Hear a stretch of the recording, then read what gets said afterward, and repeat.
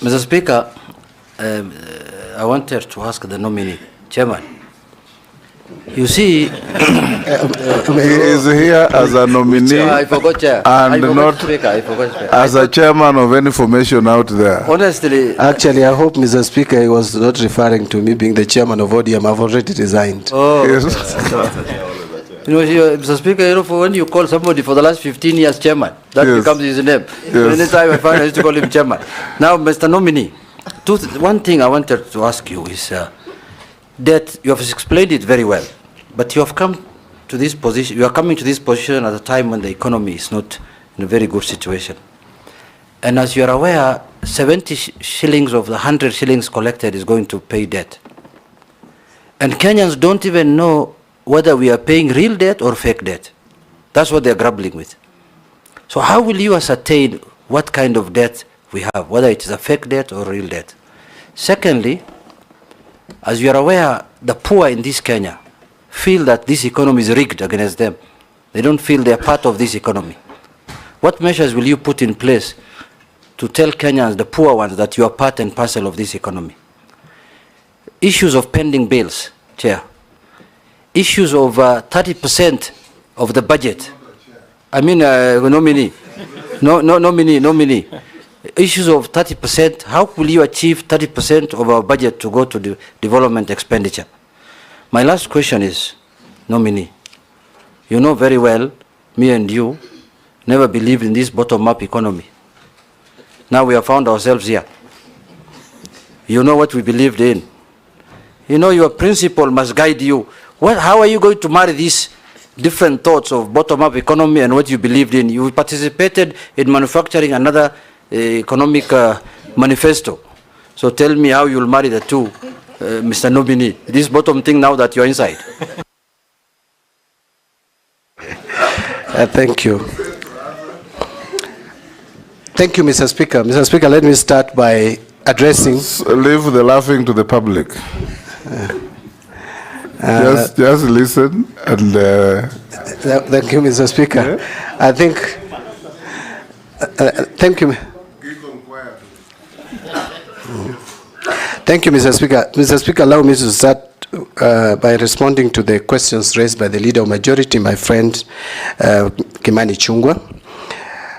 Yes, I agree. We have complained, Mr. Speaker, previously that our budget estimates, especially on revenue side, are not realistic. In fact, I'm persuaded that we have been using revenue as a balancing figure.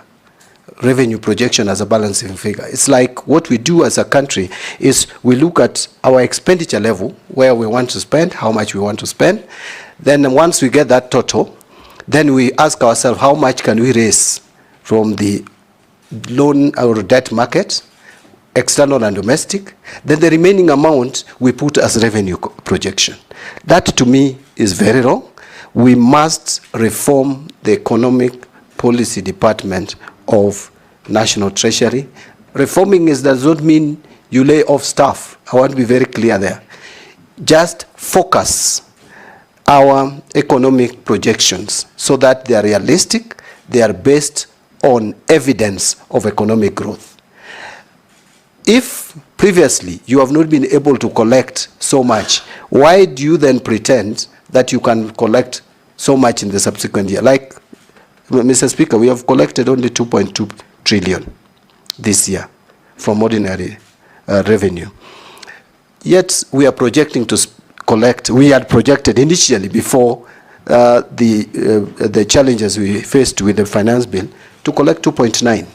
That is a whooping 700 billion increase. That was not realistic. Right now it has come back to, or come down to 2.6. So we must be realistic in our revenue projections. But even be that as it may, we must also still enhance revenue collection by reforming KRA, because we are still under collecting. But in terms of budgeting and projections, I agree with Honorable Kimani Ichung'wah that we are going forward, we are going to be more realistic so that we don't have big budget deficits and budget revisions in the course of the year as we have had it previously. In terms of how do we address the challenges of collection of taxes, custom duties. It is, and I mentioned it, the system is porous. We must make sure that we automate it and automate it properly. Sometimes we pretend to be using automation, yet we use outdated systems, systems that are just aiding the leakage of revenue instead of helping. We must carry out proper review and evaluation of KRA. I have the first meetings, I will guarantee this committee, if you approve my nomination to become the CS, National Treasury, my first meetings will be focused on how to reform KRA. Because without that, we are not going to succeed in revenue mobilization. Honorable Junet, you've raised the issue of debt, and you have asked, how do we determine real from fake debt? I don't want to use it fake or real, but I talked about accountability, debt accountability, public debt accountability. And I said, I am committing that we must try to make this a statutory document so that every Kenyan knows how much we owe, to who, and at what cost. The other thing that I want to talk about in debt management is we must manage our liability. We have to restructure our debts.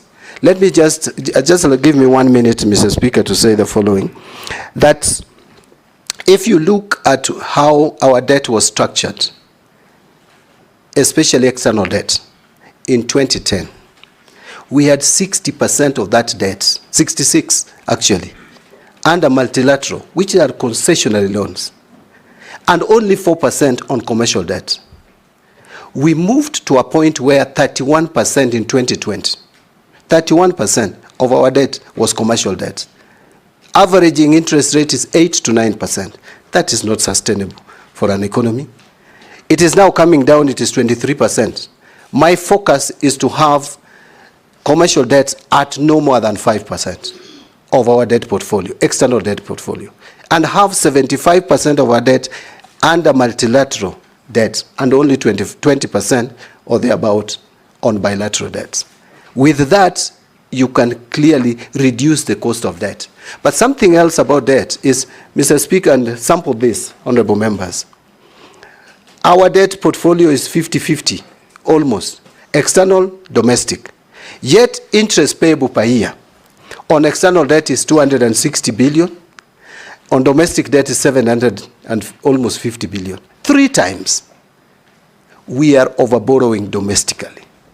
And we have raised the interest rates of borrowing domestically. I know I'm one of the people, if you look at my wealth declaration, I have a government bond I've bought of 13 million, and I'm getting almost 16% returns. That is unsustainable.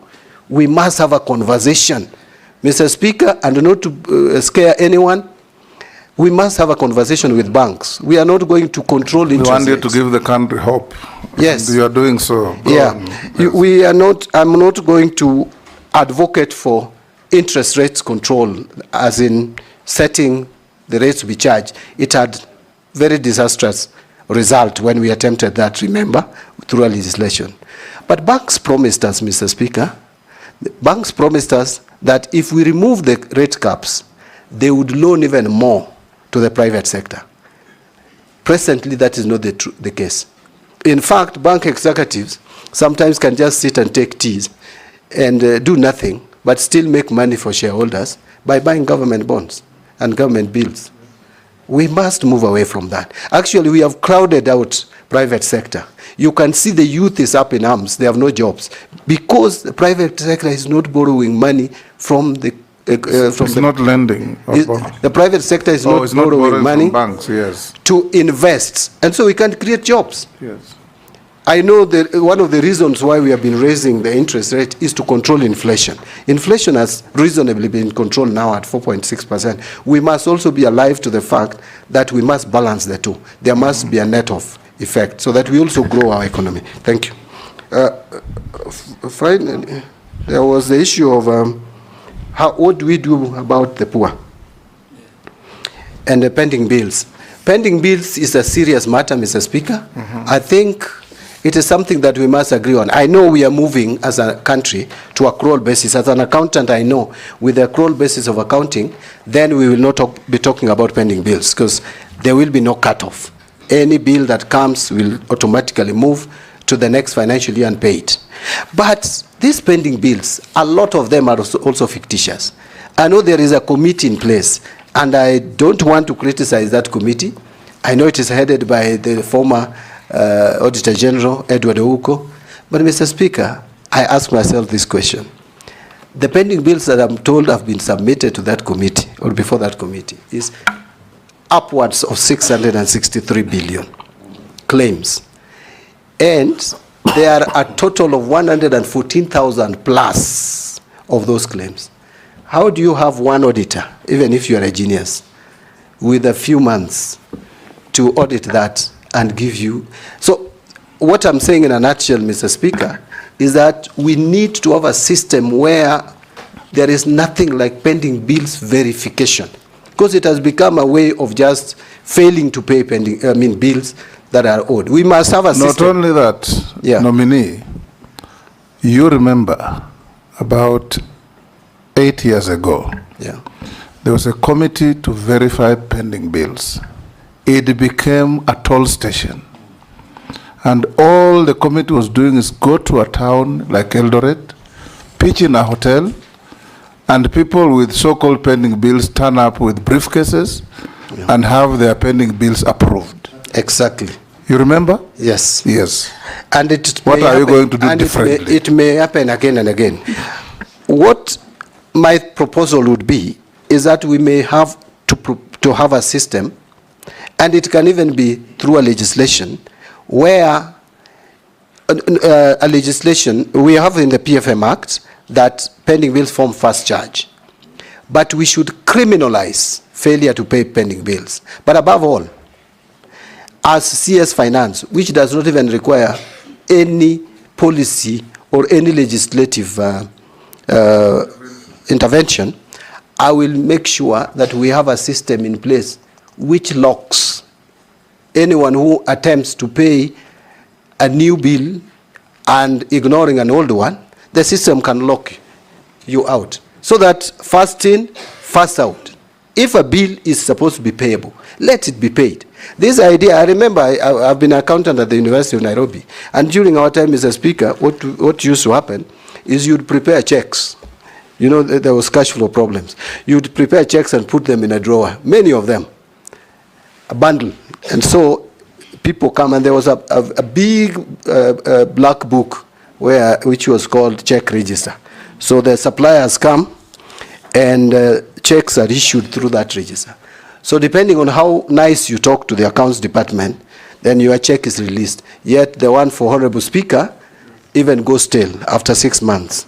Those are things that we can cure through a system where you have an accounting system which allows payments to be made on first come, first served basis. Thank you. Finally, Honorable Jonette asked me a question I didn't expect to come from him, but I expected to come.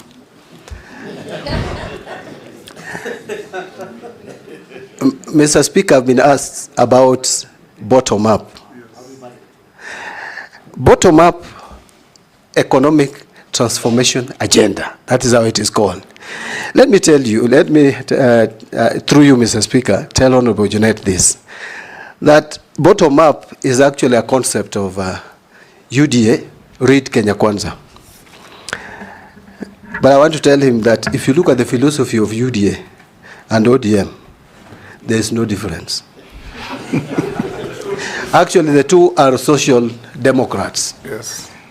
The two political parties promote social democracy. But let me leave that for that. Look at better. What is it all about? It talks about job creation. It talks about cost of living. It talks about agricultural productivity. It talks about digital economy. What about ODM? What was in our manifesto? We talked about the same. Actually, the better concept is on value addition. Now, ODM manifesto, which I participated in drafting, we had manufacturing emphasizing on agriculture as raw material. So it is manufacturing supported by agriculture. Did you read Animal Farm? I read it some time back, Mr. Speaker. Yes. But now, better is on value addition. Yes. For agriculture for value addition. ODM, agriculture for manufacturing. Semantics. But again, finally, Mr. Speaker, housing was our concept, both of us. But finally, Mr. Speaker, there is the Constitution and the PFM Act, which will guide my conduct in office, if approved. Thank you. Naisula? Yes. If you allow me, Honorable Speaker, just a supplementary on one of the things John Mbadi said around workings of the National Treasury and your work as a member of Parliament, the abuse of